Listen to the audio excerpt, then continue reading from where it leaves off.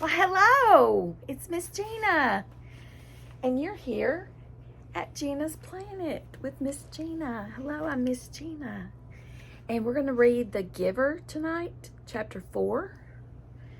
And it was a windy, sunny day after all that rain we had here in Georgia.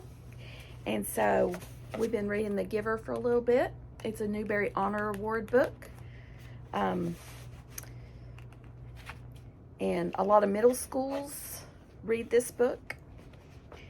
So I thought we could read it as well. So I hope you enjoy it. Here we go. We're going to dive right in. Jonas rode at a leisurely pace, glancing at the bike ports beside the buildings to see if he could spot Asher's. He didn't often do his volunteer hours with his friend because Asher frequently fooled around and made serious work a little difficult. But now, with 12 coming so soon and the volunteer hours ending, it didn't seem to matter. The freedom to choose where to spend those hours had always seemed a wonderful luxury to Jonas. Other hours of the day were so carefully regulated. He remembered when he had become an 8, as Lily would do shortly, and had been faced with the freedom of choice.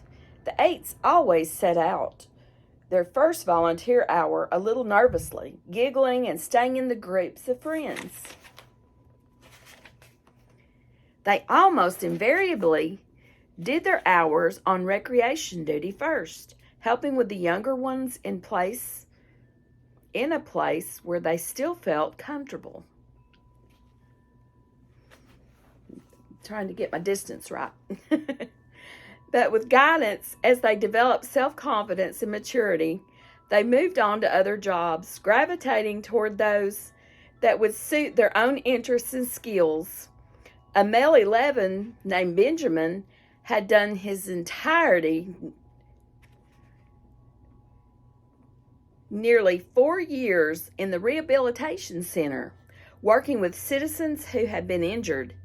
It was rumored that he was skilled now as the rehabilitation directors themselves, and that he had developed some machines, not medicines, but machines, and methods to hasten rehabilitation. There was no doubt that Benjamin would receive his assignment to that field, and would probably be permitted to bypass most of the training. Jonas was impressed by the things Benjamin had achieved. He knew him, of course, since they had always been group mates, but they had never talked about the boy's accomplishments, because such a conversation would have been awkward for Benjamin. There are never any comfortable way to mention or discuss one's success without breaking the rules against bragging, even if one didn't mean to. It was a mirror rule. It's not a mirror rule. It's a minor rule. Excuse me, tongue-tied today. It was a minor rule, rather like rudeness, punishable only by gentle chastisement.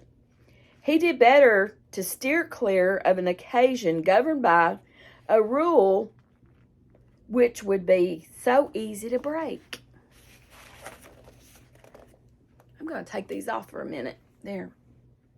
The area of dwellings behind him, Jonas rode past the community structures, hoping to spot Asher's bicycle parked beside one of the small factories or office buildings. He passed the child care center where Lily stayed after school and the play areas surrounding it. He rode through the central plaza and the large auditorium where public meetings were held. Jonas slowed and looked at the name tags on the bicycle lined up outside the nurturing center. Then he checked those outside food distribution. It was always fun to help with the deliveries, and he hoped he would find his friend there so that they could go together on the daily rounds, carrying cartons of supplies into the dwellings of the community. But he finally found Asher's bicycle. leaning as usual instead of upright in its port, as it should have been at the house of the old. There was only, I think I'm going to go to the house of the old tomorrow. There was only one other child's bicycle there, that of female 11 named Fiona. Jonas liked Fiona. Can you see our shadow? Ooh. Let's see, bunny ears. Okay, we'll stop playing. So he liked Fiona.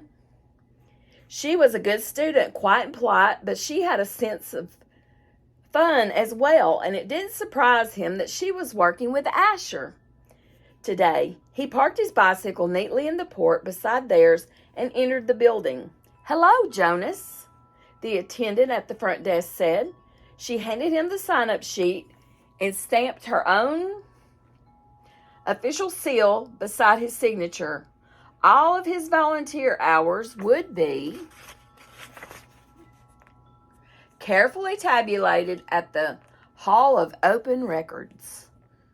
Once, long ago, it was whispered among the children, an 11 had arrived at the ceremony of 12 only to hear a public announcement that he had not completed the required number of volunteer hours and would not, therefore, be given the assignment.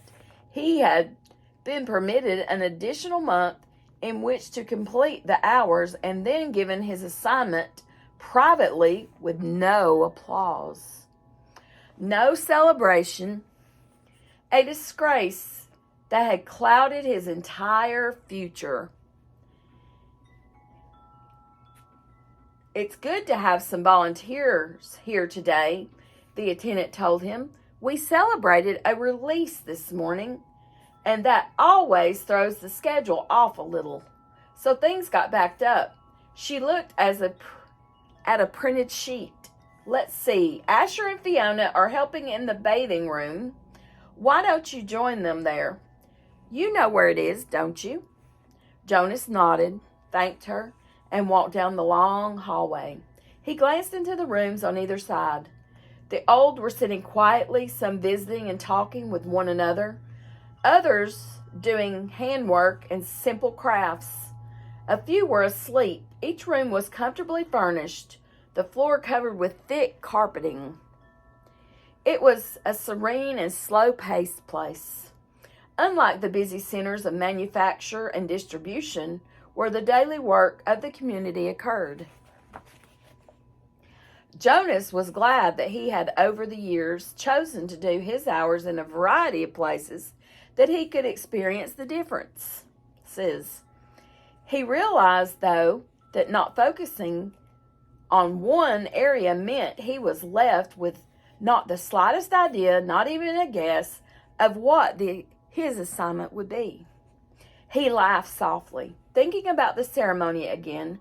Jonas, he teased himself. But he suspected that with the date so near, probably all of his friends were too. He paused. He passed a caretaker walking slowly with one of the old in the hall. "Hello, Jonas," the young, uninformed man said, smiling pleasantly.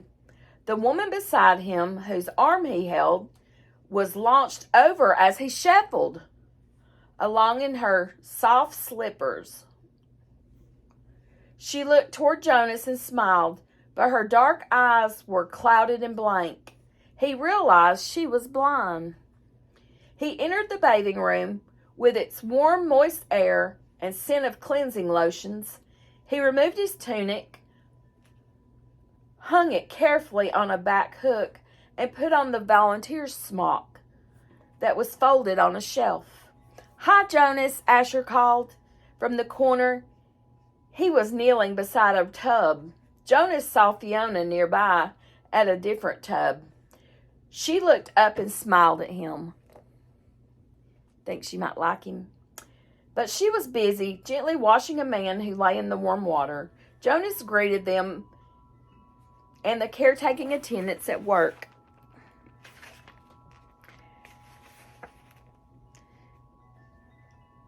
Then he went to the row of padded lounging chairs, where others of the old were waiting. He had worked here before. He knew what to do. "Your turn, Larissa," he said, reading the name tag on the woman's robe.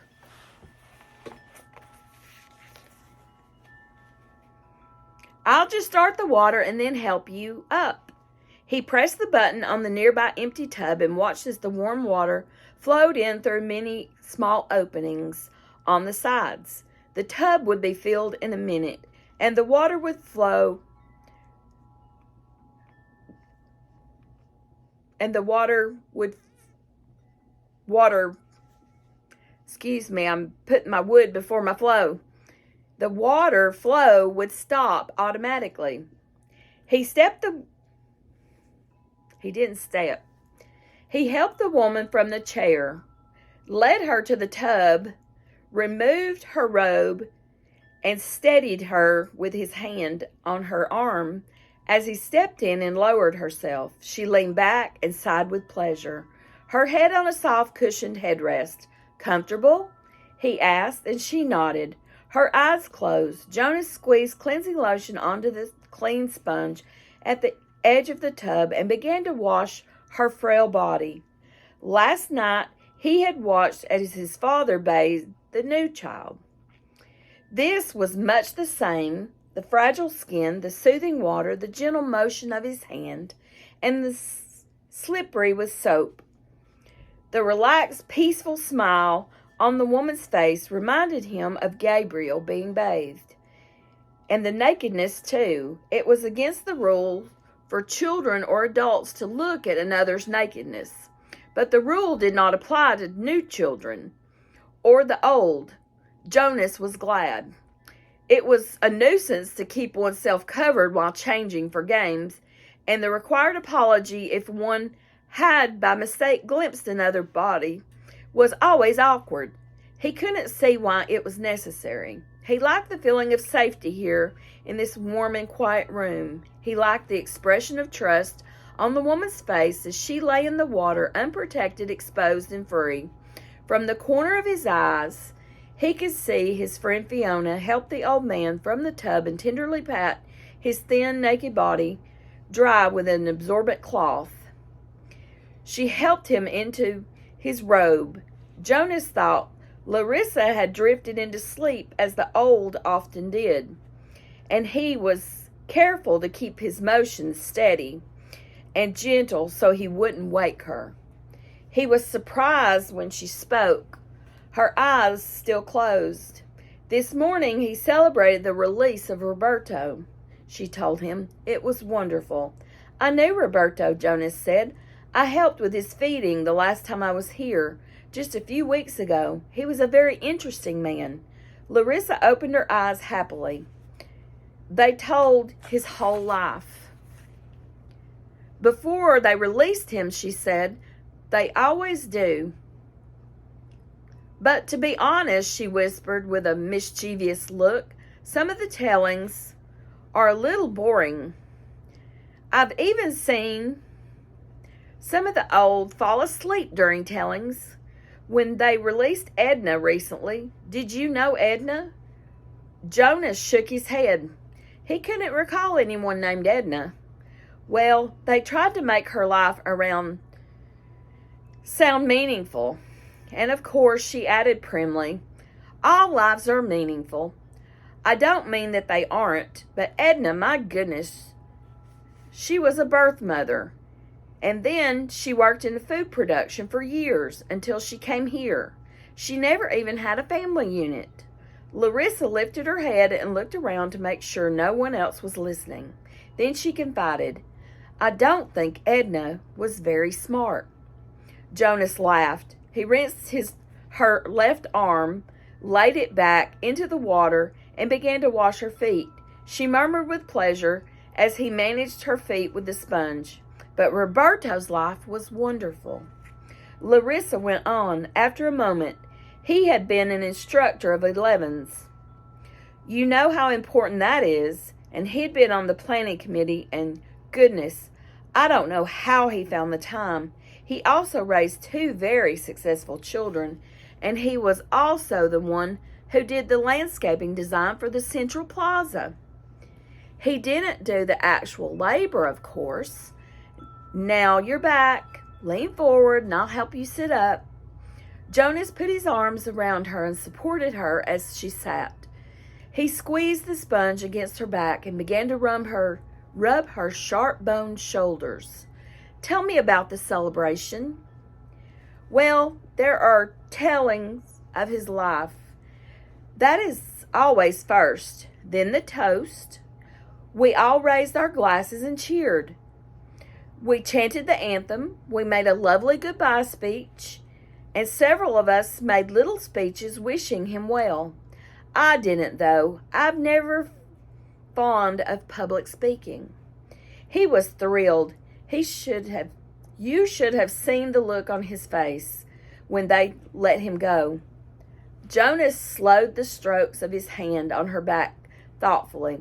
Larissa, he said, what happened when they make the actual release? Where exactly did Roberto go? She lifted her bare wet shoulder in the small shrug. I don't know. I don't think anybody does, except the committee.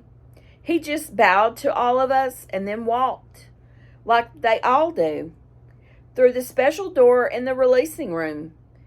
But you should have seen his look. Pure happiness, I'd call it. Jonas grinned. I wish I'd been there to see it. Larissa frowned. I don't know why they don't let children come. Not enough room, I guess. They could enlarge the releasing room.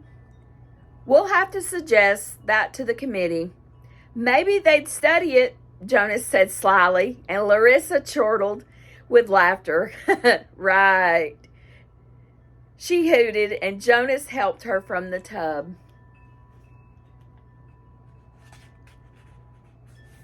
So that was the end of chapter 4. So I'll see you next time. Bye-bye.